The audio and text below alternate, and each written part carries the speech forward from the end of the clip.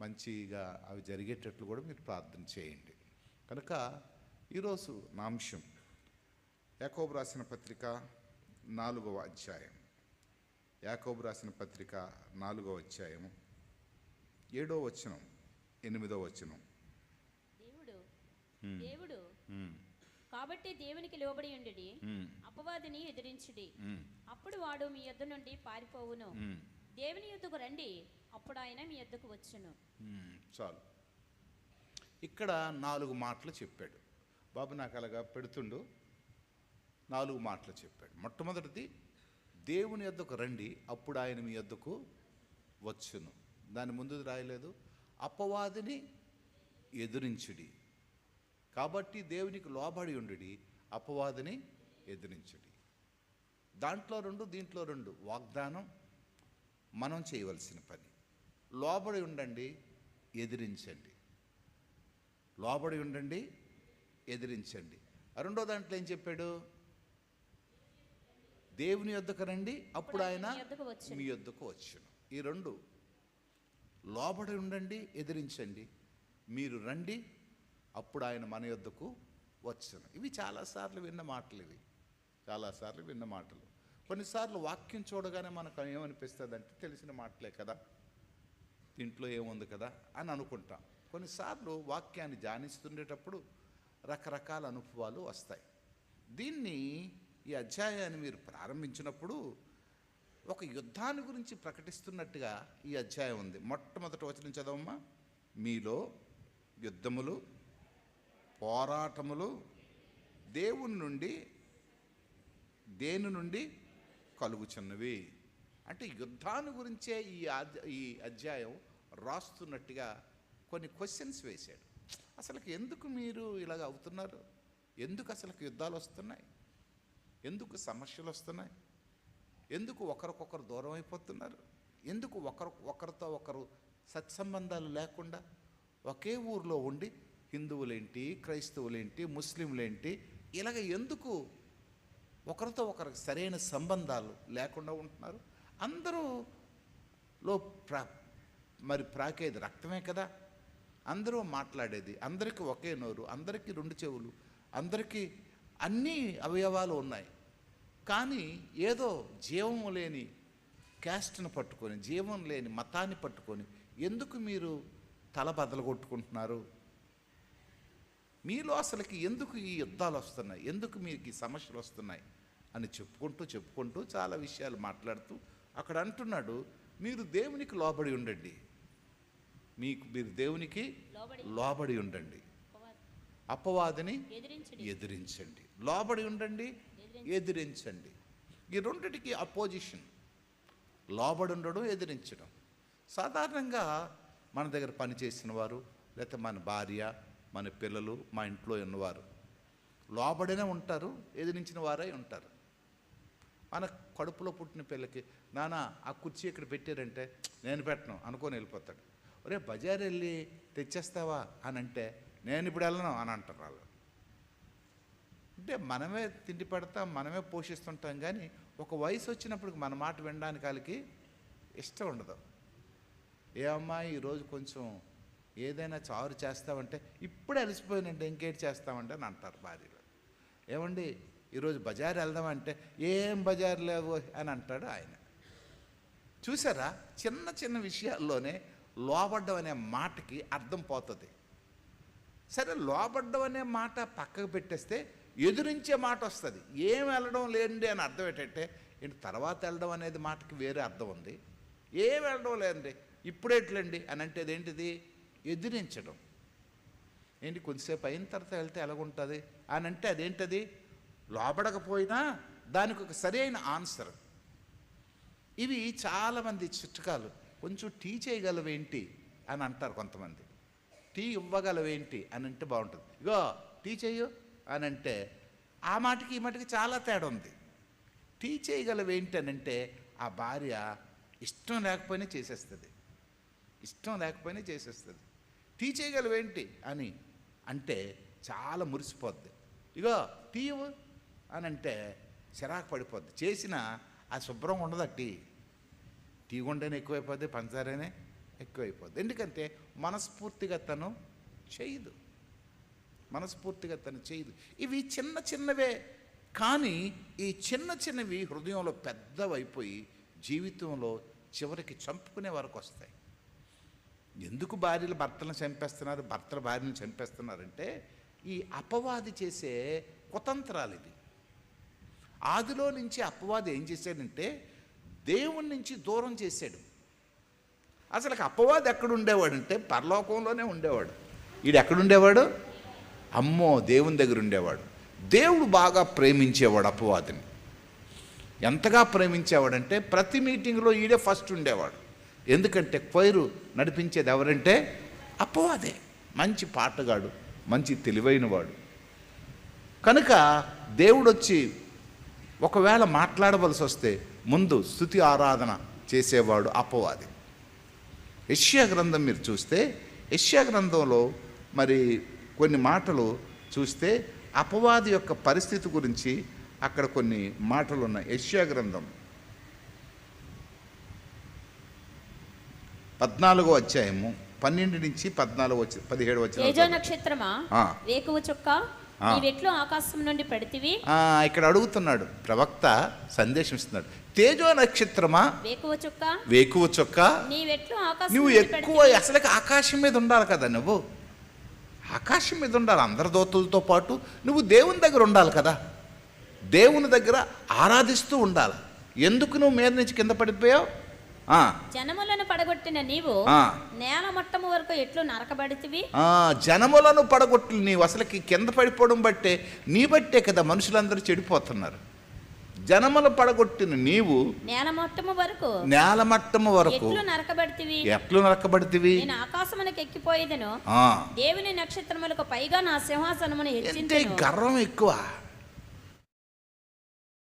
ఏంటి ఎక్కువ అండి అంటే కింద పడిపోయినా సరే ఏం మాట్లాడుతున్నారు? ఏం మాట్లాడుతుంది? నేను ఆకాశమునకు ఎక్కిపోదును అంటే దీనికి ఎప్పుడు పదవి కావాలా, ఉన్నతమైన స్థితి కావాలా, అన్నిట్లో పెద్ద రకం కావాలా, అన్నింట్లో తను గొప్పగా ఉండాల, అన్నింట్లో తను అధికారం చెలాయించాల. కింద పడిపోయి కూడా ఏమంటున్నదంటే నేను ఆకాశమునకు ఎక్కిపోదును, దేవుని నక్షత్రములకు పైగా నా సింహాసనమును హెచ్చించును. నా సింహాసనమును హెచ్చించి. ఎక్కడట?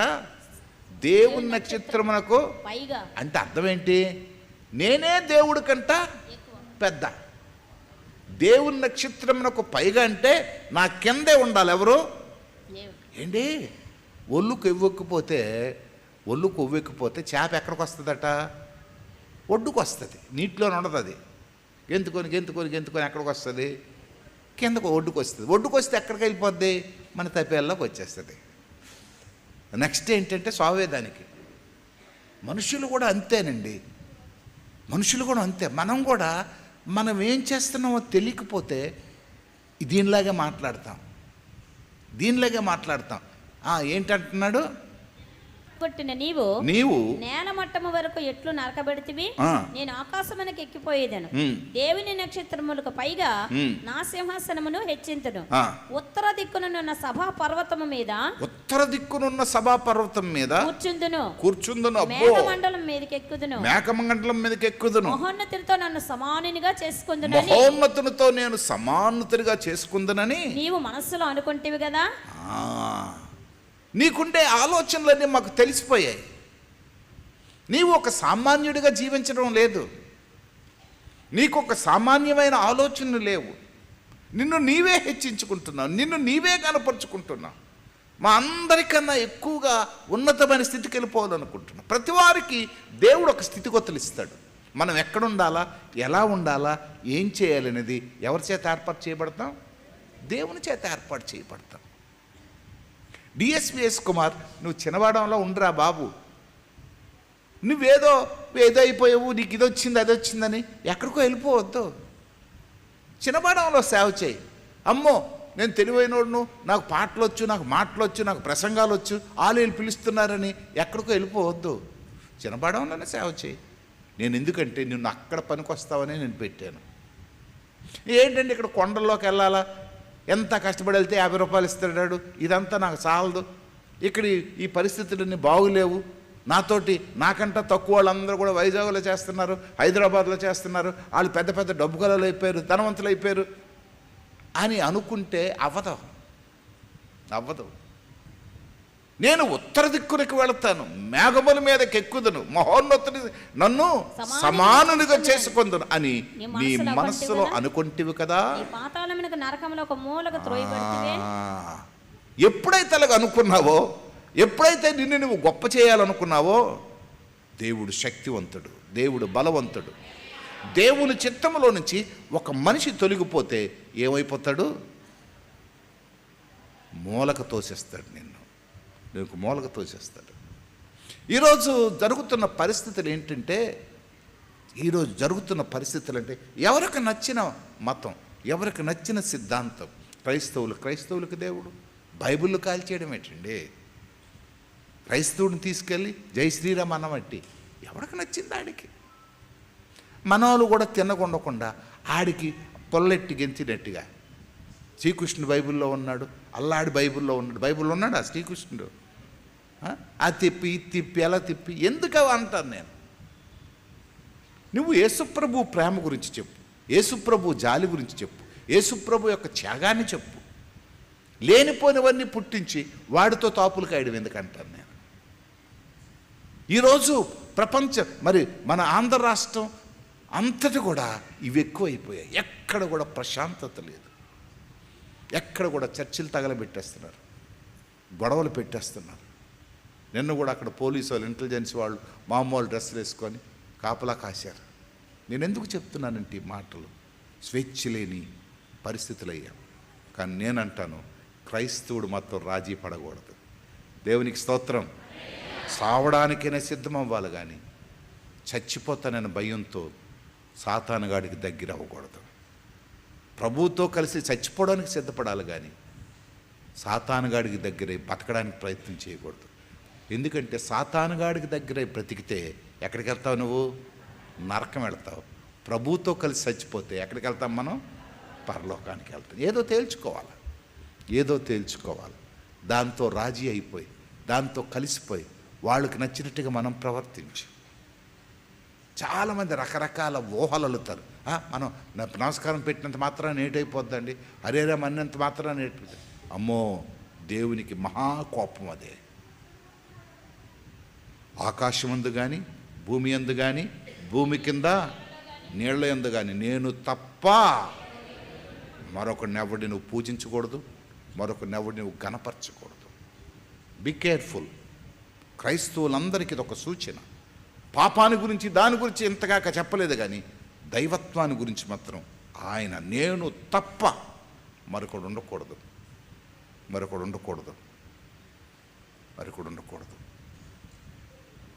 మన దేశంలో మన భారతదేశంలో ఉండే అంత దేవుళ్ళు ఈ ప్రపంచంలో ఏ దేశంలో కూడా లేరు. ఇంటికొక దేవుడు, ఊరికొక దేవుడు. అయితే వాళ్ళ ఇష్టం వాడిది, మనకెందుకు అనవసరం. ఎవడికి నచ్చిన దేవుడిని వాడు ఆరాధిస్తాడు, ఎవడికి నచ్చిన దేవుడిని వాడు పూజిస్తాడు. కనుక ఈ సాతానుగాడికి గర్వం పెరిగిపోయి ఆ ఏదైనా తోటలో ప్రవేశించాడు వీడు పని చేయడానికి. ఎక్కడ ప్రారంభించాడు తన వర్క్? ఏదైనా తోటలో. దేవుడు అందమైన సృష్టి చేసి ఆదాము అవ్వల్ని ఆ తోటలో ఉంచి, అరే బాబు, ఈ అందమైన తోట మీరే పరిపాలించండి, మీరే ఉంచుకోండి, దీంట్లో ఉన్నవన్నీ మీరే అనుభవించండి, సర్వ సంపదలు మీరే, దీంట్లో తవ్వితే బంగారం వస్తుందయ్యా, ఇదిగో ఇటు చూడండి, 4 ప్రక్కల 4 నదులు ఉన్నాయి, మంచి పంటలు పండుతాయి, చూపునకు రమ్యమైనవి, ఆహారమునకు మంచివి, జీవ వృక్ష ఫలములు దీంట్లో ఉన్నాయి అని చెప్పి వెళ్ళిపోయిన తర్వాత వీరి జీవితాన్ని ప్రారంభిస్తే వాడు మినిస్ట్రీ స్టార్ట్ చేశాడు. ఇది నిజమా? మీ దగ్గరికి ఎవడో దేవుడు అనేవాడు ఇచ్చాడట, ఆ దేవుడు ఇవి చెప్పాడట, నిజమా ఇది? మీరు వినిదంత అబద్ధం. నేను మినిస్ట్రీ చేస్తాను చూడండి. ఆయనకంటే ఎలా పోటీలు పెడుతున్నాడు ఏమంటే, ఈ పోటీలు ఈ చెప్పుడు మాటలు వినే సగం తగలకపోతారు మనుషులు. చెప్పుడు మాటలు విని పూర్వం నుంచి కూడా అది ప్రారంభం నుంచే ఉంది. ప్రారంభం నుంచే, బైబిల్లో నుంచి ప్రారంభం నుంచే ఇదేం చెప్పింది? ఇది నిజమా అని మొదలెట్టింది. ఏంటి నిజం? దేవుడు మీతో ఎలా చెప్పాడట, ఎంత చక్కగా చెప్పాడు చూడండి. అది తినుదినము నిశ్చయముగా చచ్చదమని చెప్పాడట. కరెక్టేనా? మీకు తెలియదు. ఏంటి తెలుసా? అది తింటే నువ్వు దేవుడి కంటా గొప్పోడు అయిపోతావు. అంటే ఇదేదో స్టేటస్ పెంచేసినట్టుగా పెంచేసింది. అది తింటే నువ్వు, మనిషికి ఆలోచన తక్కువ, మనిషి మంచిని వినడం ఎక్కువ, చెడుని వింటారు ఎక్కువ. మీ భర్త వెళ్ళిపోయిన తర్వాత ఎవరైనా వచ్చి మాట్లాడితే, ఇగో మీ ఆయన గారు వెళ్ళిపోయారు, అక్కడ ఎవరితో నవ్వుకొని మాట్లాడుతున్నారంటే, నవ్వుకొని మాట్లాడితే తప్ప? వాళ్ళ అక్కే నవ్వచ్చు, వాళ్ళ చెల్లే నవ్వచ్చు, వాళ్ళ ఆఫీసులో నవ్వచ్చు. నవ్వుకొని మాట్లాడుతున్నాడా అంటే ఆవిడకి అర్థమైపోద్ది, తగిలించిన పొల్ల ఇది బాగా అంటుకుంటుందని మరి రెండు చెప్తుంది. మరుసటి రోజు వచ్చి ఈ నవ్వుకొని మాట్లాడడం తెలిసి భుజం మీద చేయగలుగుతుంది, భుజం మీద చేయాల్సిన తర్వాత ఇంక బండి ఎక్కించుకెళ్ళాడు అంటుంది. అంతే, నీళ్ళు గొల్లే. జాగ్రత్తగా వినండి. సైతానుగాడు ఏం చేస్తాడంటే కుటుంబాలని పాడు చేయడానికి, సంఘాలని పాడు చేయడానికి, వ్యవస్థను పాడు చేయడానికి, సమాజాన్ని పాడు చేయడానికి కంకణం కట్టుకున్నాడు వాడు. దేవుడు బాగు చేయడానికి, దేవుడు ఐక్యతనివ్వడానికి, దేవుడు సమాధానాన్ని ఇవ్వడానికి, దేవుడు సంతోషాన్ని ఇవ్వడానికి ఆయన మనుషుల పట్ల జాలి, దయ, కరుణ చూపిస్తే సాతానుగాడు ఏం చేస్తున్నాడంటే నటిస్తున్నాడు. దయ, జాలి, కరుణని నటిస్తున్నాడు. నటించి దేవుని మీదే చాడీలు చెప్పడం మొదలుపెట్టాడు. మొదలుపెట్టి మొట్టమొదట గోల్ ఏమైపోయిందంటే పడిపోయింది. ఇక్కడ మీరు ఆలోచిస్తే ఆదాముతో చెప్పుండడు అంటారా? ఆదాముతోటి చెప్పుంటాడు. ఎందుకంటే ఆదాము ముందు పుట్టాడు కదా, ఆదాముతోటి కలిసి ఉంటాడు, ఆదాముతో మీటింగ్ పెట్టి ఉంటాడు. కానీ ఆదాము వినలేదు. అదే పాప నువ్వేటి చెడ్డ మాటలు చెప్తున్నావు. కానీ అవ్వ మాత్రం విన్నది. కానీ ఆలోచన ఏంటంటే సైతాన్ మాటలేనే వినలేదు, కానీ భార్య మాటలు మాత్రం ఎవరు విన్నారు? ఎంత పవర్ఫుల్లో చూసుకోండి. ఎవరు పవర్ఫుల్ అంటారు ఇప్పుడు? సైతాన్ పవర్ఫుల్లా, భార్య పవర్ఫుల్లా? అమ్మ ఆడవాళ్ళు చెప్పండి అమ్మ. భార్య. ఆదాము చూడండి ఎంత ఈజీగా పడగొట్టిందో. వెంటనే అమ్మ ఇది తప్పు కదా, తినొద్దు అన్నాడు కదా దేవుడు అనలేదు. మొక్క కోసేవు కానీ టప్పన కొరికేశాడు, అంతే, టప్పన కొరికేశాడు. ఆ రోజు నుంచి ఈ రోజు వరకు కూడా సమాజాన్ని, సంఘాన్ని, కుటుంబాలని, భార్య భర్తల్ని, అన్నదమ్ముల్ని, అక్క చెల్లెల్ని నాశనం చేస్తూ సంతోషిస్తుంది సాతాను. యోబు దగ్గరికి వెళ్ళి అంటుంది, ఏంటి దేవుడా బాగున్నావా?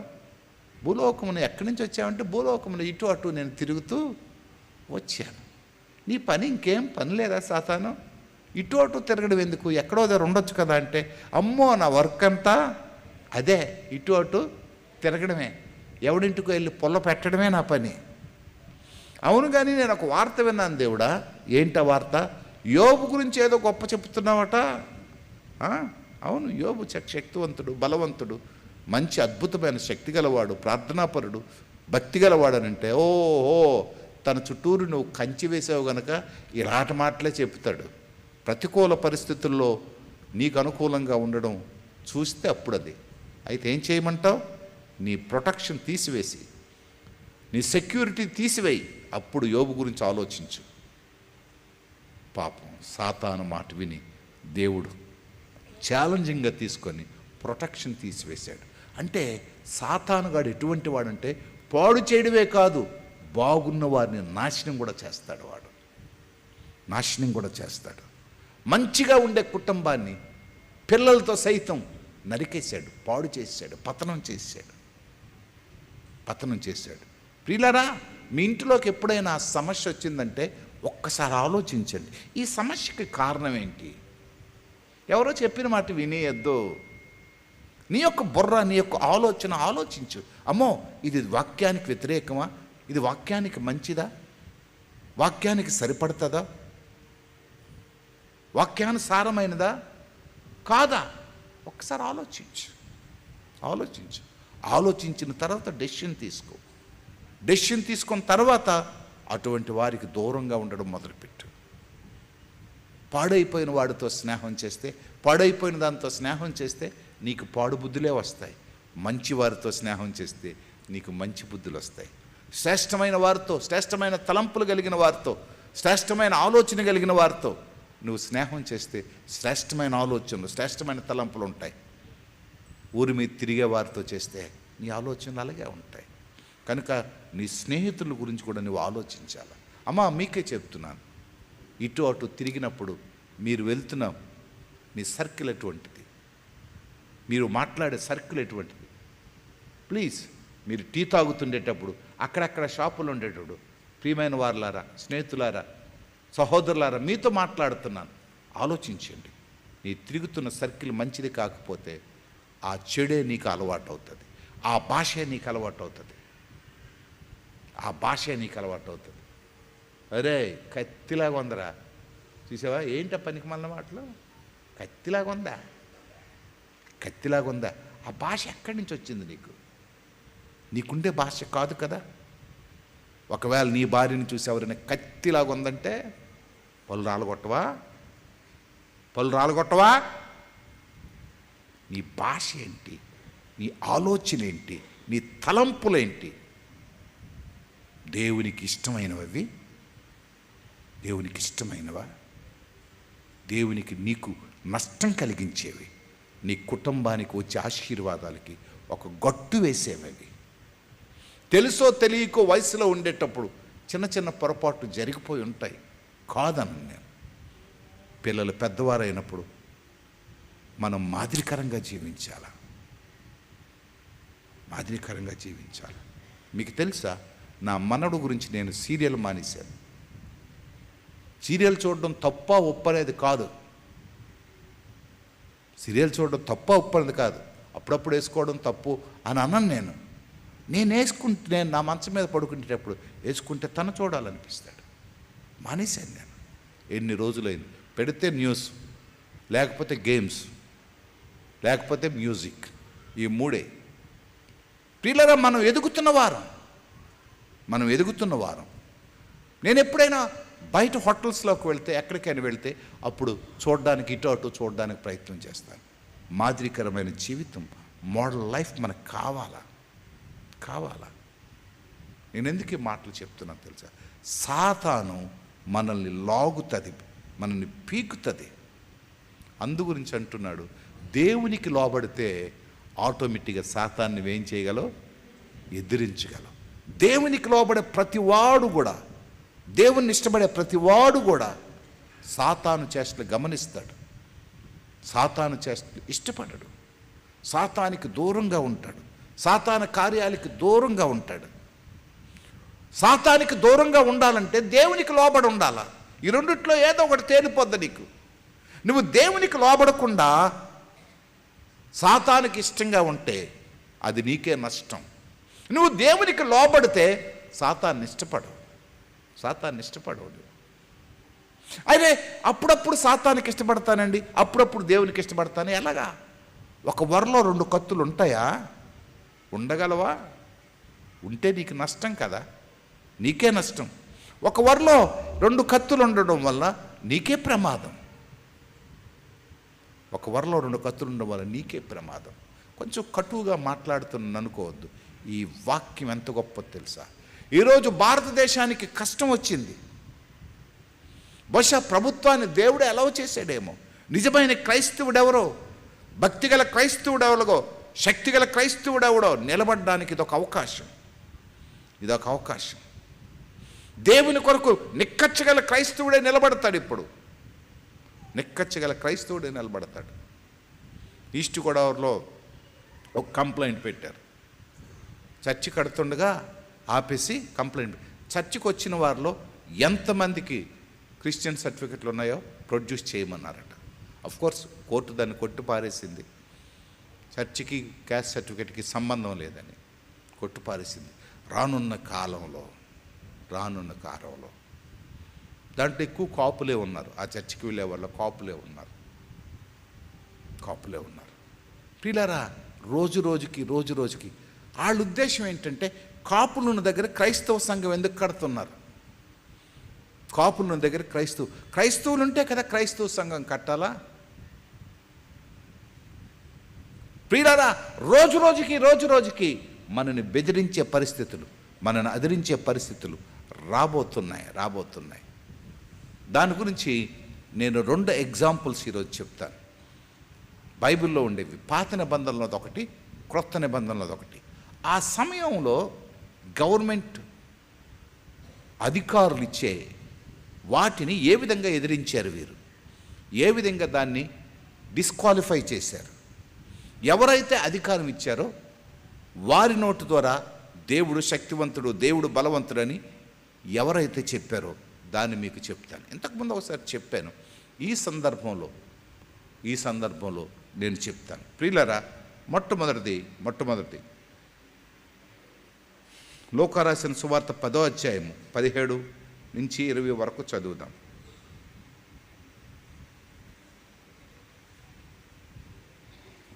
లూకా రాసిన సువార్త 10వ అధ్యాయం 17 నుంచి 20 వచనాలు చదువుదాం. ఆ 70 మంది శిష్యులు సంతోషంతో తిరిగి వచ్చి, ప్రభువా, దెయ్యమును కూడా నీ నామము వలన మాకు లోబడుచున్నవని చెప్పగా, ఆయన సాతాను మెరుపు వలె ఆకాశం నుండి పడుట చూచి తిని, ఇదిగా పాములను తేళ్లను త్రొక్కుటకును శత్రువు బలమంతటి మీదను మీకు అధికారం అనుగ్రహించి ఉన్నాను. ఇక్కడ ఏమంటున్నాడు? మీకు అంటే ఎవరికి? దేవుడు కాదు, ఇక్కడ మనుషులకి అంటే శిష్యులకి. మనమందరము దేవుని శిష్యులం, దేవుని ఆరాధిస్తున్న వారం. ఇదిగో పాములను తేళ్లను త్రొక్కుటకు శత్రుబలమంతటి మీదను. పాములు తేళ్ళు మనకి కనబడిన విష జంతువులు.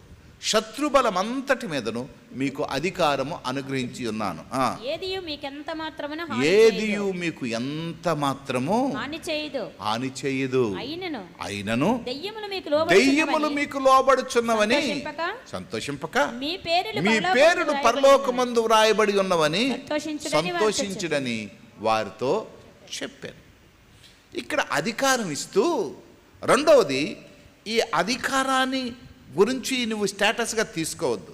చాలామంది ఏం చేస్తారంటే, నేను ప్రార్థన చేస్తే దెయ్యాలు పోతాయి, నేను ప్రార్థన చేస్తే అలా జరుగుతుంది, నేను ప్రార్థన చేస్తే ఇలాగవుతుంది. ఇవి ఫస్ట్ థింగ్. కానీ క్రైస్తవుడిగా ఆనందించవలసింది ఏంటంటే, మన పేర్లు ఎక్కడికి రాయబడ్డాయి? పరలోకమందు రాయబడ్డాయి. దేవునికి స్తోత్రం చెల్లించండి. మనం చస్తే ఎక్కడికి వెళ్తాం? అందరూ గట్టి చెప్పండి. మన పేర్లు పరలోకమందు రాయబడ్డాయి. దేవుడు అధికారం ఇచ్చాడు. అధికారం ఇచ్చిన దేవుడు అంటున్నాడు, దీనికంటే పవర్ఫుల్ ఆర్డర్ మరొకటి ఉందయ్యా, దీనికంటే పవర్ఫుల్ జీవో ఒకటి ఉంది. ఏంటా జీవో అని అంటే, మిమ్మల్ని పరలోకానికి తీసుకువెళ్తున్నాను నేను.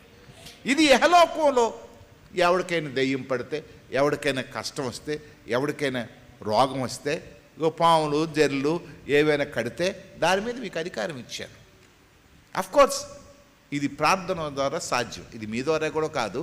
నేను మీకు అధికారం ఇచ్చాను. అధికారం ఇచ్చింది నేను. చాలామంది చేసే పొరపాటు అంటే, అయ్యగారు ప్రార్థన చేస్తే అది కాదు. అయ్యగారిలో ఏమీ లేదు. ఎవరిలో ఉంది? అయ్యగారికి అధికారం ఇచ్చే దేవుడిలో ఉంది. దేవునికి స్తోత్రం, హల్లెలూయా. ఆయన గొప్పవాడు. ఆయన అధికారం ఇచ్చాడు కనుక ప్రార్థన చేసినప్పుడు దేవుడు కార్యాలు చేస్తాడు. కనుక ప్రియులారా, ఇక్కడ అధికారం ఇచ్చారు. రోమీలు రాసిన పత్రిక 16వ అధ్యాయము 20వ వచనం. రోమీలు రాసిన పత్రిక 16వ అధ్యాయము 20వ వచనం. ఇక్కడ ఇంకా కొంచెం గట్టిగా చెప్పాడు ఈ మాట. ఇదిగో సమాధానకర్తయగు దేవుడు సాతానును మీ కాళ్ళ క్రింద శీఘ్రముగా చితక త్రొక్కించును. దేవుడట మన కాళ్ళ కింద ఏది పెట్టాడు? చెప్పండి అమ్మా. దేనికట? చితక తొక్కడానికి. కానీ ఇప్పుడు అది మన నెత్తి మీద కూర్చుంది. అది ఈరోజు సమస్యలకి కష్టాలకి కారణం ఎవడంటే సాతాను. మన నెత్తి మీద కూర్చొని డ్యాన్స్ చేస్తుంది అది. కానీ దేవుడు మనకిచ్చిన ఆజ్ఞ ఏంటంటే, మన కాళ్ళ కింద సమాధానకర్తయగు దేవుడు సాతానుని మీ కాళ్ళ క్రింద శీఘ్రముగా చితక తొక్కించును. మన ప్రభు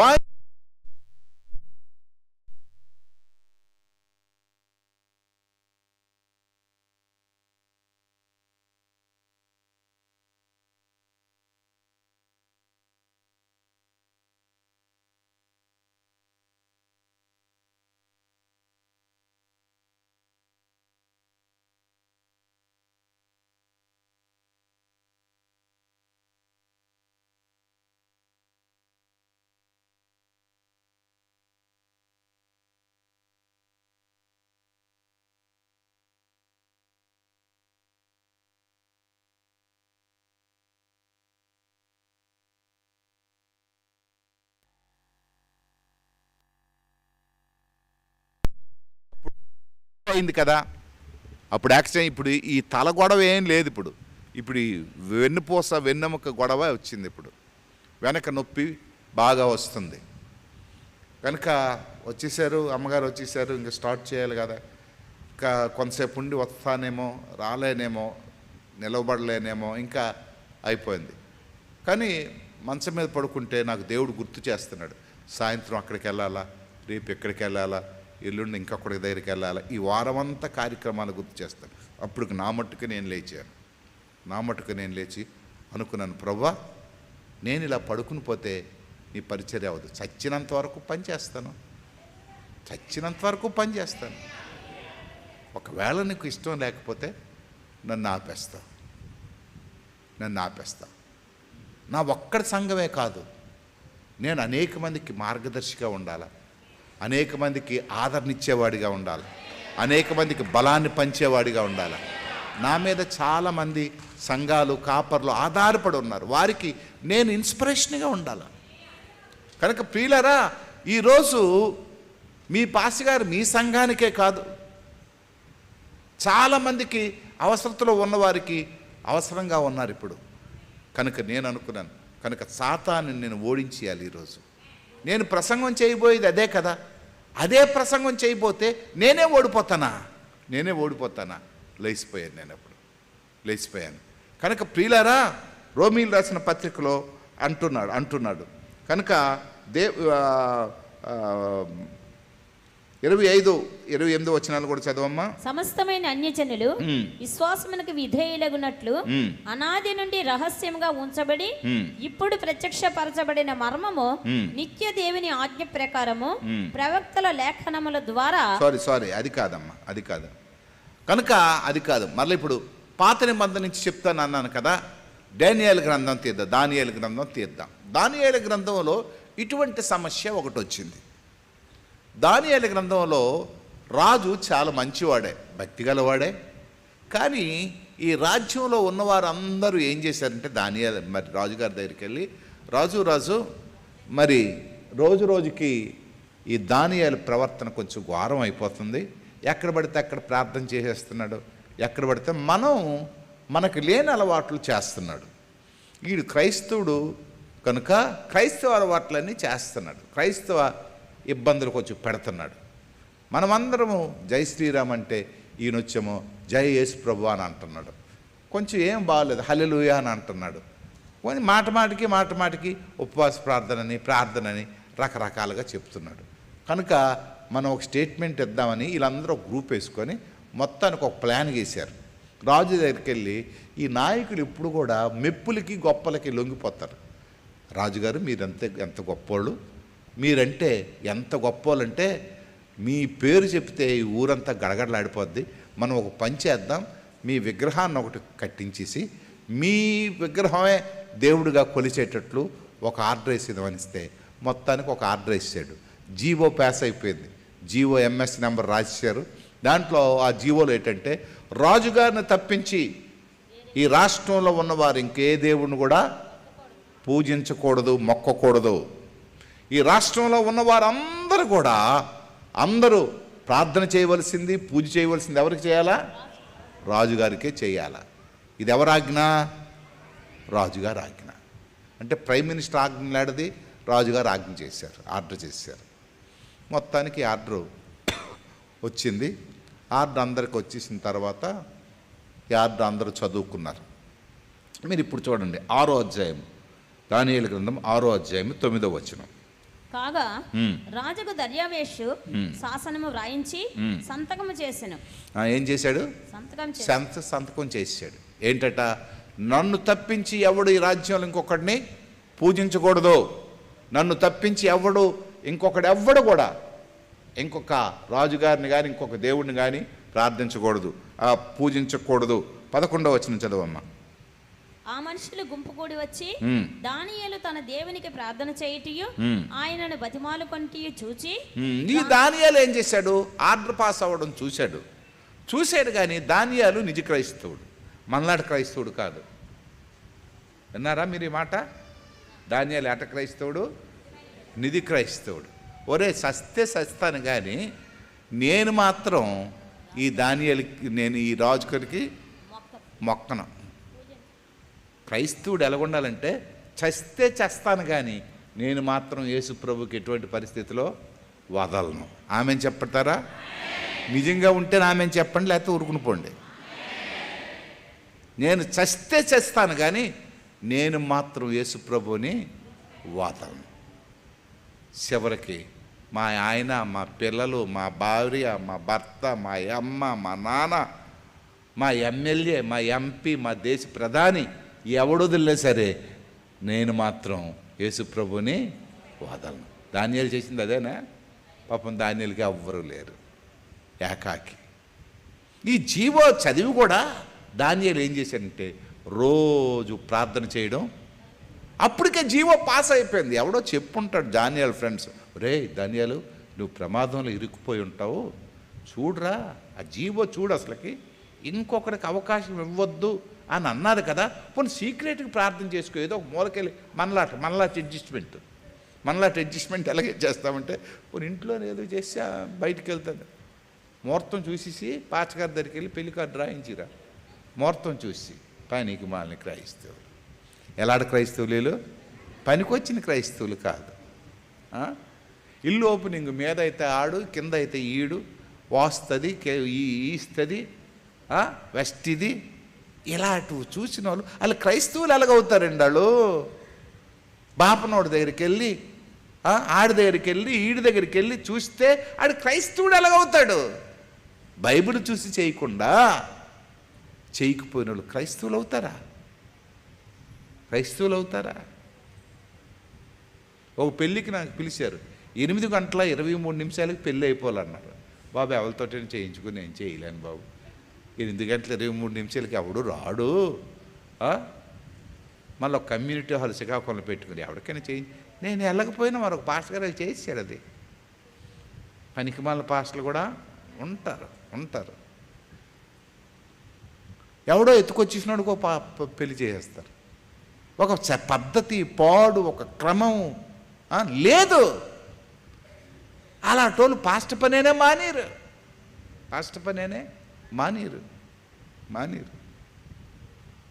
ఇలా ఆలోచించండి. బ్రతుకు తిరుగు వరకు వచ్చిన పాస్టర్లు ఇలా చేస్తారు. ఇక్కడ దానియేలుకు చాలా చెప్పారు. దానియేలు ప్రమాదం ముంచుకొస్తుంది. రాజుగారి దగ్గరికి వెళ్ళి నువ్వు సమాధానం చెప్పదు. దానియేలు ఒకటే మాట అన్నాడు, రోజు ఏది వచ్చినా సరే రోజు నేనేం చేస్తున్నానో అదే చేస్తున్నాను. ఇట్టి శాసనము సంతకము చేయబడిన దానియేలు తెలుసుకొనినను.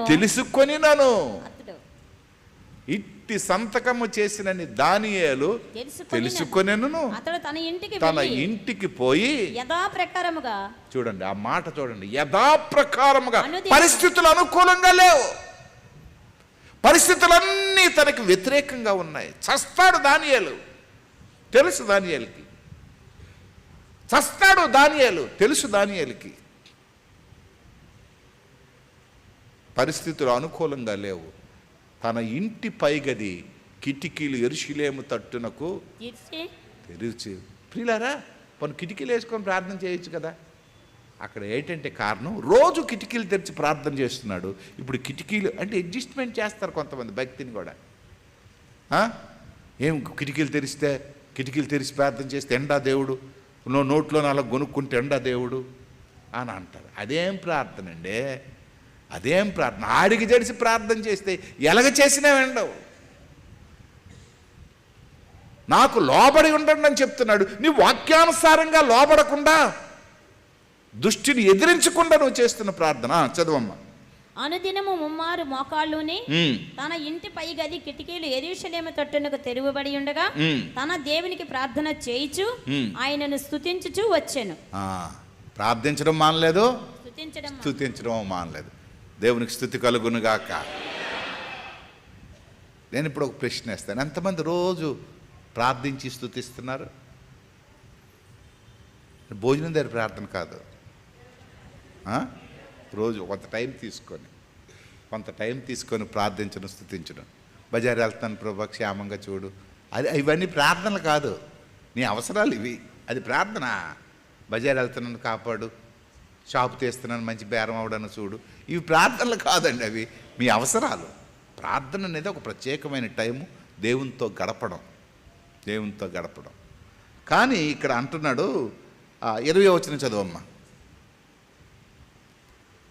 20వ గుహ దగ్గరకు రాగానే దుఃఖస్వరముతో దానియేలుని పిలిచి, మొత్తానికి దానియేలుకి లోనకు పడేశారు.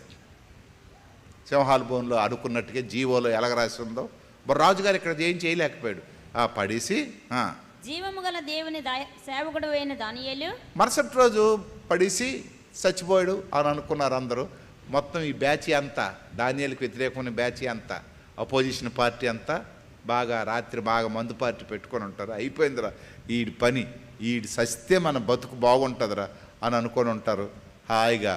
కానీ అక్కడ జరిగింది ఏంటంటే దుఃఖ స్వరముతో దానియేలు, జీవము గల దేవుని సేవకుడు అయిన దానియేలు, నిత్యము నీవు సేవించుచున్న నీ దేవుడు నిన్ను రక్షింపగలిగినా అని అతనిని అడిగెను.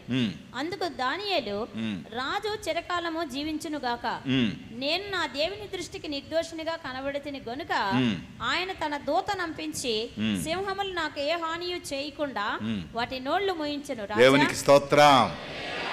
నువ్వు నిలబడితే నీ పక్షాన ఆయన నిలబడతాడు.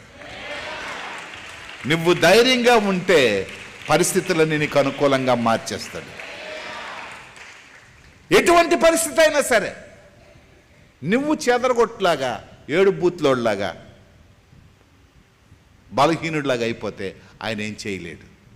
25 నుంచి 28 చదవండి. అప్పుడు రాజుకు దర్యావేషు లోకమంతటా నివసించు సకల జనులకును, మీరు చూడండి, దానికి ముందు వచ్చామో ఆ రాత్రంతా రాజుగారు ఫాస్టింగ్ ఉన్నారట.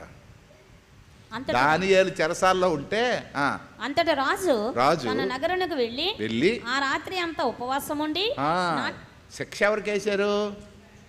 దానియేలుకి. ఫాస్టింగ్ ప్రేయర్ ఎవరు చేశాడు? ఎంత గొప్ప విశేషం చూడండి. రాజు ఫాస్టింగ్ ఉన్నాడు. చూసారా పరిస్థితిని ఎలాగ మార్చాడో దేవుడు. అధికారులు సైతం ఇందాక అన్నాడు కదా, అధికారులను కూడా ఎదిరించడానికి దేవుడు శక్తినిస్తాడు. అధికారిని కూడా ఎదిరించడానికి దేవుడు శక్తిస్తాడా? ఇప్పుడు చదువు 25 నుంచి. అప్పుడు రాజుకు దర్యావేషు లోకమంతటా నివసించు సకల జనులకును. ఇప్పుడు రాజుకు దర్యావేషు బయట తీశారు. ఒరే వీడి మీద ఎవరెవరు, ఈ దానియేలు మీద ఎవడోడు చాడీలు చెప్పి వీళ్ళకి లోనకు తోసేయండి అన్నాడు. మొత్తానికి ఒక్క ఎముక లేకుండా సింహం మొత్తం వీళ్ళందరికీ తినేసింది. ప్రియులారా, నువ్వు నిలబడితే నీ మీద చెడ్డగా నోటుకొచ్చినట్టుగా మాట్లాడిన అందరినీ దేవుడు నలిపేస్తాడు. ఏం చేస్తాడండి? నలిపేస్తాడు. ఎముకలు కూడా వాడు. కనుక తొందరపడి ఎప్పుడు మాట్లాడద్దు. మనం అలా సైలెన్స్గా ఉందాం. నీకు ఏదైనా సమస్య వచ్చిందనుకో సైలెన్స్ కూడా, నోరు పారేసుకోవద్దు. దేవుడు ఏదో ఒక రోజు దాని ప్రతిఫలం నువ్వు చూస్తాడు, దానికి ప్రతిఫలాన్ని చూపిస్తాడు. ఇప్పుడు మారు మనసు పొందిన రాజుగారు ఏం చేస్తున్నారు? ఇదే నా అంశం. నేను మధ్యాహ్నం రాత్రి చెప్పాల్సిన అంశం అదే. నువ్వు సైలెంట్గా ఉంటే, నువ్వు దేవుని కొరకు నిలబడితే దేవుడు ఎంత గొప్ప కార్యం చేస్తాడు. ఈయనేం ప్రసంగం చేయలేదు ఇక్కడ. దానియేలు ఏమైనా ప్రసంగం చేశాడా? రాజుగారికి ఏమైనా రిక్వెస్ట్ చేశాడా? ఏంటి చెప్పండి. మరి ఏమైనా వాళ్ళు చెప్పరేంటి? రాజుగారికి ఏమైనా రిక్వెస్ట్ చేశాడా? లేదు. అయ్యా రాజుగారు కొంచెం క్షమించండి అన్నాడా? లేదు. ఎవరికి తోసేస్తే తోసేయండి అన్నాడు, తోసేశారు. కానీ ఇప్పుడు రాజుగారు మాట్లాడుతున్నారు. ఏం మాట్లాడుతున్నారు చూడండి. అప్పుడు రాజుకు దర్యావేషు లోకమంతటా నివసించు సకల జనులకును రాష్ట్రములకును ఆయా భాషలు మాట్లాడు వారికి ఈలాగు వ్రాయించెను. ఒక్కడు దేవుని కొరకు నిలబడితే ఏం జరిగించింది? ఇప్పుడు రాజు సువార్త ప్రకటిస్తున్నాడు. ఎవరెవరికట? దేశములో ఉండే సకల జనులకు. దానియేలు ప్రసంగం చేస్తే, దానియేలు సాక్ష్యం చెప్తే ఆ ఊరోలే వింటారు. దానియేలు సాక్ష్యం చెప్తే అక్కడ వాళ్ళే వింటారు. కానీ ఇప్పుడు సాక్ష్యం ఎవరికి చెప్పాడు? రాజు చెప్పడం మొదలు పెట్టాడు. ఏమని సాక్ష్యం చెప్తున్నాడు? సకల జనులకును రాష్ట్రములకును ఆయా భాషలు మాట్లాడే వారికి. అంటే దానియేలుకి తెలుగు వచ్చి అనుకోండి, తెలుగులో సాక్ష్యం చెప్పగలడు. హిందీ వచ్చి అనుకోండి, హిందీ చెప్పగలడు. ఇప్పుడు ఆయా భాషలు, ఆ దేశంలో ఎన్ని భాషలు ఉన్నాయో ఆయా భాషలు మాట్లాడేవాడికి కొత్త జీవో ఒకటి తయారు చేశాడు. ఏంటా జీవో? మీకు క్షేమాభివృద్ధి కలుగునుగాక. మీకు క్షేమాభివృద్ధి కలుగునుగాక. నా సముఖమున నియమించినది ఏమనగా, నా రాజ్యములోని సకల ప్రభుత్వముల యందు. ఈ జీవోలో ఉండే మెయిన్ హెడ్డింగ్ ఏంటి తెలుసా? నేను మీకు అందరికీ క్షేమాన్ని కలిగించే ఒక మాట చెప్తున్నాను, జాగ్రత్తగా వినండి. నేను మీ అందరికీ ఆశీర్వాదాన్ని కలిగించే ఒక మాట చెప్తున్నాను, వినండి. ఏంటి ఆ మాట తెలుసా? సకల ప్రభుత్వం యందుండు నివాసులు దానియేలు యొక్క దేవునికి భయపడుచు ఆయన సముఖమున వణుకుచుండవలెను. ఏటట ప్రార్థించమని చెప్పలేదు. ఆయన దానియేలు సముఖం ఏం చేయాలట?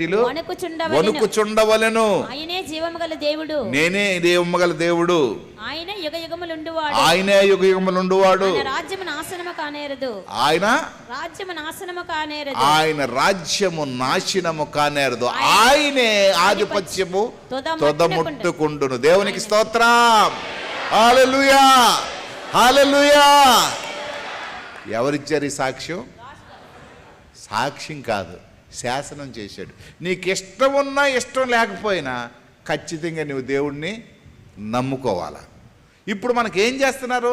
ఇష్టం ఉన్నా ఇష్టం లేకపోయినా జై శ్రీరామను, ఇష్టం ఉన్నా ఇష్టం లేకపోయినా బొట్టు పెట్టుకో, ఇష్టం ఉన్నా ఇష్టం లేకపోయినా చచ్చి కొట్టే, ఇష్టం ఉన్నా ఇష్టం లేకపోయినా గుడికి వెళ్ళొద్దు. ఇప్పుడు రేపు ఎటువంటి శాసనం వస్తుందో తెలుసా? ఏదో ఒక రోజు అది రాబోతుంది. ఇష్టం ఉన్నా ఇష్టం లేకపోయినా, ఇష్టం ఉన్నా ఇష్టం లేకపోయినా ఏమంటున్నాడు? దేశంలో ఉండే సకములో సకల ప్రజలు కూడా దానియేలు యొక్క దేవుడికే భయపడుచు వణుకుచూ ఉండాలా, ఆయన ఆరాధిస్తూ ఉండాలా, ఆయన్ని పూజిస్తూ ఉండాలా, ఆయన ప్రార్థిస్తూ ఉండాలా. ఆయనే యుగయుగములు దేవుడు, ఆయనే యుగములు దేవుడు. అందుగురించి అంటున్నాను, ఎదురించుడి, శాసనాలను ఎదిరించాలా, రాజులను ఎదిరించాలా, అధికారులను ఎదిరించాలా. అదే అంటాడు ఎఫెసీయులకు రాసిన పత్రిక 6వ అధ్యాయంలో, ఎఫెసీయులకు రాసిన పత్రిక 6వ అధ్యాయం 10వ వచనంలో చూడండి. ప్రభువు యొక్క మహాశక్తిని బట్టి ఆయన యందు బలవంతులయుండుడి. మీరు అపవాది తంత్రములను ఎదిరించుటకు శక్తిమంతులగునట్లు దేవుడిచ్చు సర్వాంగ కవచమును ధరించుకొనుడి. యాలయనగా మనము పోరాడునది శరీరులతో కాదు గాని ప్రధానులతోను అధికారులతోను జాగ్రత్త వినండి, ప్రధానులతోనూ ఇప్పుడు జరుగుతున్న ఫైటింగ్ అదే. మనము పోరాడునది ఏంటి? కండబలం ఉండాలా దీనికి, లేకపోతే ఇంకేమైనా ఉండాలని అంటున్నాడు. దేవుని యొక్క మహా శక్తిని బట్టి. యాలయనగా మనం పోరాడునది శరీరులతో కాదు గాని ప్రధానులతోనూ అధికారులతోనూ ప్రస్తుత అంధకార సంబంధులకు లోకనాథులతోనూ ఆకాశమందుల మందున దురాత్మల సమూహములతోనూ పోరాడుచున్నాము. దీనికి శక్తి ఎవరట? దేవుడే. ఆ మీద వచనం ఏంటుంది? ప్రభు యొక్క మహాశక్తి. ఈ శక్తి ముందు ఏ శక్తి కూడా పనికరదు. ఈ శక్తి ముందు ఏ శక్తి కూడా ఓడిపోవడమే. ఈ శక్తి ముందు ఏ శక్తి కూడా, కానీ శక్తి అయితే ఉంది, కానీ ఈ శక్తిని వాడుకోలేకపోతున్నాం. మనం ఈ శక్తిని వాడుకోలేకపోతున్నాం, శక్తిని విస్మరిస్తున్నాం, శక్తిని వాడుకోలేక నిస్సహాయకులుగా ఉండిపోతున్నాం. ప్రియులారా, ఇంకొక మాట ఉంది కానీ అది చెప్పలేం, టైం అయిపోతుంది, మీకు కూడా టైం ఎక్కువైపోతుంది అనుకుంటున్నా కనుక. మరి ఇదే అంశం మరొకటి చెరసాలలో ఉండే పౌలు చేశాడు. ఆయనకు ఒక అధికారం వస్తే ఆయన కూడా అధికారుల ద్వారా చెరసాలలో వేయించబడ్డాడు. ఏం చేశాడంటే గుడికి వెళ్తుంటే ఆయన్ని ఆపేశారండి. గుడికి వెళ్తుంటే ఆయన్ని ఆపేశారు. అపోస్తలుల కార్యం 16వ అధ్యాయంలో. పోనీ తప్పు చేశాడా అని అంటే, నువ్వు గుడికి వెళ్తుంటే ఆగిపోయావంటే నీకేం పట్టినట్టుగా? ఏ దయ్యం అది? పుతోననే దయ్యం. నువ్వు గుడికి వెళ్ళకుండా నువ్వు ఉండిపోయావనంటే నీకు ఏ దయ్యం పట్టినట్టుగా? నేను అనడం లేదు, బైబిల్ చెప్తుంది. పుతోననే దయ్యం పట్టేసింది. పౌలు గుడికి వస్తుంటే ఆ దయ్యం అడ్డగా వచ్చి కాసి ఆపేసింది. ఆపేసి కొట్టేసి అధికారులకు తీసుకెళ్ళిపోయింది. అధికారులకు తీసుకెళ్ళిపోయి చెరసాల్లో వేయించారు అధికారులందరూ కలిసి. ఆయన రాజ్యం కదా. చెరసాల్లో తీసుకెళ్ళిపోయి ఉంచేస్తే ఆ చెరసాల్లో ఆయన ఆరాధన మొదలుపెట్టాడు. గుడిలోకి రాలేదు కానీ ఇప్పుడు ఎక్కడ ఆరాధన మొదలెట్టాడు? చెరసాల్లో ఆరాధన మొదలుపెట్టారు. బ్రదరు పాటలు పాడుకుందామా అని వాళ్ళిద్దరే పాటలు పాడుకుంటున్నారు. పాటలు పాడుకుంటుంటే దేవుడు దిగి వచ్చేసాడు. దేవునికి స్తోత్రం. ఆరాధిస్తుంటే దేవుడు దిగి వచ్చేసాడు. సంఖ్యలన్నీ ఊడిపోయాయి. చెరసాల్లో ఉండే మనుషులందరూ విడిపోయారు. చెరసాల్లో ఉండే మనుషులన్నీ విడిపోయారు. విడిపోయిన తర్వాత ఆ చెరసాల అది కొరకు చచ్చిపోవాలనుకోండి. బెదరు అందరం ఇక్కడే ఉన్నామయ్యా, చచ్చిపోవద్దు. చెరసాలంతా ఖాళీ అయిపోయింది. ఆ ఊర్లో ఉన్న రౌడీ సీటర్లు అందరూ కూడా, ఒరే చెరసాలంతా ఖాళీ అయిపోతే రేపు నుంచి మనకి ఏం వర్కు? రౌడీ సీటర్లకు వర్క్ ఏంటంటే ఎవడైనా దొరికితే ఆడికి చంపడమో పొడటమో ఏదో చేస్తే ఆడి చెరసాలు వెళ్తే ఆడికి మళ్ళా పోలీసు వాళ్ళు దగ్గరికి వెళ్ళడము, వాళ్ళని ఒడిచిపెట్టడం. ఇప్పుడు వీళ్ళకి వర్క్ లేకుండా అయిపోయింది. ఎందుకంటే వారందరూ ప్రభువుని నమ్ముకున్నారు. చివరికి ఎవడైతే కొట్టాడో, ఎవడైతే రక్తం వచ్చినట్లుగా ఆయన్ని బంధించాడో ఆయన కూడా, చెరసాల అధికారి కూడా ఒక ప్రశ్న వేస్తున్నాడు, అయ్యలారా రక్షణ పొందుటకు నేను ఏమి చేయాలా? రేపు మాపు ఈ ప్రశ్నే మనకి ఎదురవుతుంది. ఈరోజు అలరపడుతున్నవారు మనకు అడుగుతారు, అయ్యా యేసు ప్రభువుని నమ్ముకోవాలంటే మేమేం చేయాలా? తెలుసో తెలియకు మేము తప్పు చేస్తున్నాం. నిజమైన రక్షకుడు, నిజమైన బోధకుడు, నిజమైన మరి కృపగలవాడు మేము వదిలేస్తున్నాం. ప్రియులారా, ఇది సాధ్యం కాదు. ఇది చరిత్ర చెప్పుతున్న సత్యం. ఆహాబు కాలం నుంచి వాళ్ళు అనుభవించే అనుభవాల్లో చాలా తక్కువ అనుభవిస్తున్నాం. వారు శిక్షలు అనుభవించారు. నీరో చక్రవర్తి కాలంలో ఆనాటి క్రైస్తవులకి బుర్ర మీద కిరసనాయిలు పోసి వెలిగించి అది చూసి నవ్వేవారట, సంతోషించేవారట. ఎంత దుర్మార్గం! రేపో మాపో దేవుడు మన దేశాన్ని మార్చబోతున్నాడు. రేపో మాపో దేవుడు అద్భుతమైన క్రియ చేయబోతున్నాడు. కానీ మనం చేయాలి ఏంటంటే, అపవాదిని ఏం చేయాలా? ఎదిరించే ప్రార్థన చేయడం మొదలుపెట్టండి. ప్రభువా మా దేశాన్ని కాపాడు, మా దేశాన్ని ఆశీర్వదించని కాదు. ప్రభువా మా దేశాన్ని కాపాడు కనుక నన్ను ఒక సైనికునిగా వాడుకో, నన్ను ఒక యోధునిగా వాడుకో. నా పాత్ర ఎక్కడో ఒక దగ్గర ఉండాలి ప్రభువా. ఎందుకంటే అపవాది తంత్రములను ఎదిరించుటకు నాకు నీ మహాబలం కావాలా, నీ శక్తి కావాలి. నీకుండే పరిధిలో నీకుండే ఆ ప్లేస్లో ఇతర దేవుడిని విమర్శించొద్దు. నీ దేవుడిని నువ్వు గణపరచడం నేర్చుకో, నీ దేవుడిని నువ్వు మహింపరచడం నేర్చుకో. దేవుడు అద్భుత కార్యాలు చేస్తాడు. వీళ్ళరా ఆ రోజుల్లో జరిగిన కార్యాలు మరలా ఈ రోజుల్లో జరగబోతున్నాయి. దీని ద్వారా క్రైస్తవుల మధ్య ఐక్యత వస్తుంది. దీని ద్వారా డినామినేషన్ భేదాలన్నీ మర్చిపోయి దీని ద్వారా మరి అద్భుతమైన క్రియలు జరుగుతున్నాయి. ఎప్పుడు జరగంది విశాఖపట్నంలో 30 ఫెలోషిప్లు ఉన్నాయి. అవన్నీ ఐక్యత అయిపోతున్నాయి. రేపు 11వ తారీఖు ఒక గొప్ప ఉద్యమం జరగబోతుంది. నేనే వెళుతున్నాను. అవన్నీ కలిసి ఏకాత్మ కలిగి మేమందరం ఇంకా కలిసి బ్రతుకుతాం. పరిస్థితులు అననుకూలంగా ఉన్నాయి. మేమందరం ఒకే గొడుగు కిందకు వచ్చి దేవుని కార్యాన్ని జరిగిస్తాం, దేవుని క్రియలు జరిగిస్తాం. ఇలారా అటువంటి కార్యాలు జరగబోతున్నాయి. ఎందుకంటే శ్రమలుట్నే రావు, సంఘం బలపరచడానికే, మనల్ని బలపరచడానికే, మనం దేవుని కొరకు బ్రతకడానికే వస్తాయి. కనుక అందరం కళ్ళు మూసుకుందాం. ప్రభువా దేవా నీకు వందనాలు చెల్లిస్తున్నాం. ఇదిగో మా దేశాన్ని, ఇదిగో మా పరిస్థితుల్ని, ఇదిగో మాకుండే చుట్టుప్రక్కల ఉండే పరిస్థితులన్నీ ఎదిరించే శక్తి సామర్థ్యాలు మాకు దయచే. దినదినము భయంకరమైన మాటలు వింటున్నాం ప్రభా, భయంకరమైన వార్తలు వింటున్నాం. ఏం జరుగుతాయో మాకు తెలియదు. కానీ ఈ పరిస్థితుల్లో, అననుకూల పరిస్థితుల్లో మాకు నువ్వు శక్తిని దయచేయి.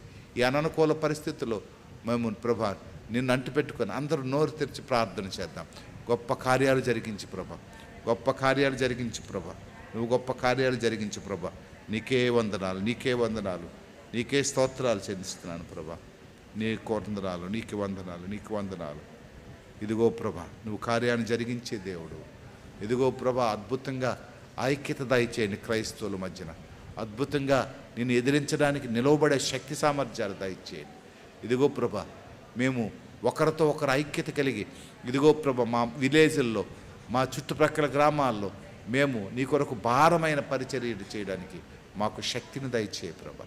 ఇది మాది కాదు, నా కుటుంబం బాగుండాలి, నేను బాగుండాలనేది కాకుండా నా సమాజం, నా సంఘం, ఇదిగో ప్రభా నా బిడ్డలు, ఇదిగో నా దేశం, నా క్రైస్తవ సంఘం, సమాజం, ఇదిగో ప్రభా అద్భుతంగా చేర్చబడాలి, అద్భుతమైన పరిస్థితులకు ఉండాలి ప్రభా అని ప్రార్థన చేద్దాం. తండ్రి నీకు వందనాలు, నీకు స్తోత్రాలు, పరిశుద్ధులు ఒక తండ్రి నీ నామానికి స్తోత్రాలు చెల్లిస్తున్నాం. ఈ ఉదయకాల సమయంలో ఇదిగో ప్రభా ఎదిరించి నిలబడే స్థితిగతులు మాకు దయచేయండి, ఎదిరించి నిలబడే పరిస్థితులు మాకు దయచేయండి. లొంగిపోయేవారిగా, కృంగిపోయేవారిగా, ఇదిగో ప్రభా చేతకాని వారిగా మమ్మల్ని ఉంచద్దు ప్రభా. నువ్వు మాకిచ్చిన బలాతిశయం, నువ్వు మాకిచ్చిన శిరస్థానం, నువ్వు మాకిచ్చిన శరీరము, ఇదిగో ప్రభా నీ రక్తంలో పాలు పంపులు పొందిన మేము శక్తివంతమైన క్రైస్తవులుగా జీవించడానికి, బలమైన క్రైస్తవులుగా జీవించడానికి నీ కృపను మాకు దయచేయండి. పిరికి పందలుగా ఉండడానికి కాదు ప్రభా. పిరికివారు నీ రాజ్యాన్ని చేరలేరని వాక్యం సెలవిస్తుంది. మేము పిరికివారిగా ఉండకుండా ఇదిగో ప్రభా నీ శక్తితో నింపి బలపరిచి భద్రపరిచి మేలుకరమైన అనుభవాలతో మమ్మల్ని నింపమని, నీ శక్తితో నింపమని, మా సంఘము ఇదిగో దీనికి ఒక మాదిరికరమైన సంఘముగా ఉండడానికి సహాయం దయచేయమని, మాదిరికరమైన అనుభవంతో మేము ప్రార్థించేవారిగా, ఇదిగో ఇటువంటి ఉద్యమాలు నడిపించేవారిగా, అనేక మందికి మార్గంలో పెట్టేవారిగా మా సంఘాన్ని బలపరచండి, స్థిరపరచండి. ఇందులో ఉన్న మేము కూడా బలహీనం కాకుండా నీ కొరకు అవసరమైతే ఇదిగో ప్రభు నిలిచి పోరాడేవారిగా మమ్మల్ని స్థిరపరిచి బలపరచమని క్రీస్తు పేరట వేడుకొనుచున్నాము తండ్రి.